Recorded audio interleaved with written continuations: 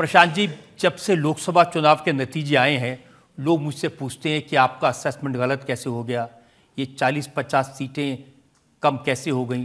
तो मैं कहता हूँ मैंने प्रशांत किशोर पे यकीन किया तो लोगों ने कहा बुलाइए उनको आपकी अदालत में। अब बुला लिया, अब बताइए। नहीं, सही बात है।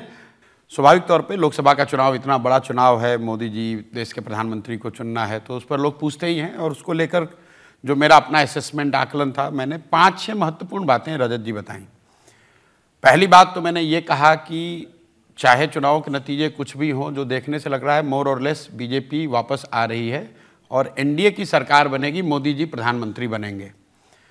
दूसरा मेरा आकलन ये था कि जितना वोट शेयर बीजेपी का पहले से है, उस मोर और लेस वो वोट शेयर बना रहेगा, बढ़ेगा घटेगा नहीं। तो जो चुनाव के परिणाम आए उसमें 36% उनको करीब वोट आए, 0.7% कम आया है पिछले चुनाव के मुकाबले, 2019 के मुकाबले।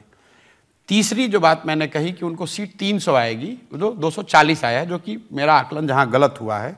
चौथी बात हमने ये कही कि जनरली पूरे देश में ऐसा दिख रहा है कि मोदी जी के सपोर्ट के इंटेंसिटी में जो कमी आई है वो बड़ा विजिबल है डेटा में, उनके व्यूअरशिप में, कि जो इंटेंसिटी हम लोगों ने 2014 में 2019 में देखी थी, जिसको आप अंधभक्ति कह लीजिए, उसमें कमी आई है। पांचवी बात हम लोगों ने ये कही कि चाहे जिसकी भी सरकार, मतलब जब भी मोदी जी जितने भी एमपीज़ के साथ सरकार बनाए, सरकार बनाने के बाद तीसरे टर्म में मोदी जी दूसरे और पहले टर्म के मुकाबले कमज़ोर प्रधानमंत्री साबित होंगे, क्योंकि देश में ज़मीनी स्तर पर रूरल डिस्ट्रेस, फार्मर्स की जो प्रॉब्लम है, rural distress and growing inequality, ये बहुत बड़ा विषय बनेगा। और एक अंतिम और बात मैंने कही कि उत्तर प्रदेश की जो राजनीति है वो भाजपा और संघ के नेतृत्व के लिए एक बड़ी चुनौती रहेगी, इरिस्पेक्टिव ऑफ नंबर्स। अब इन 6 बातों में एक बात मेरा जो गलत हुआ, जिस पर लोगों का ध्यान भी है, होना भी चाहिए, कि भाई आपने कहा था कि मोर और लेस उनको 300 सीट आएगी, आया 240।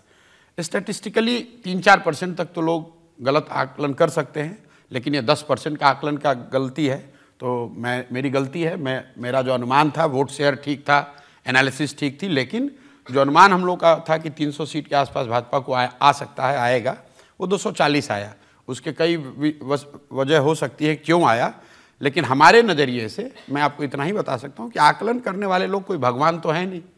आप डेटा और स्टैटिस्टिक्स की एक मर्यादा है, उसके करने वाले दुनिया में कोई ऐसा नहीं कह सकता है कि 100 में 70% आदमी वो सही होगा।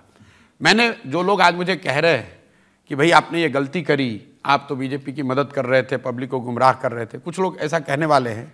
ये वही लोग हैं जो बंगाल में जब मैंने कहा कि भाजपा को 100 से कम सीट आएगी, तो हमारे चीयर लीडर थे, ताली बजा रहे थे।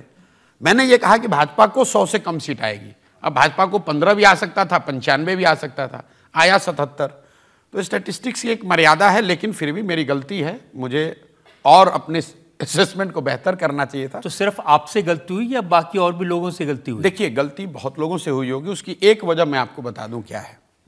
आप डेटा वो एनालाइज करते हैं जो आपके पास आता है, और जब बहुत मजबूत सरकारों के बारे में जब आकलन हो रहा होता है, सर्वे हो रहा होता है, तो there is something called fear factor.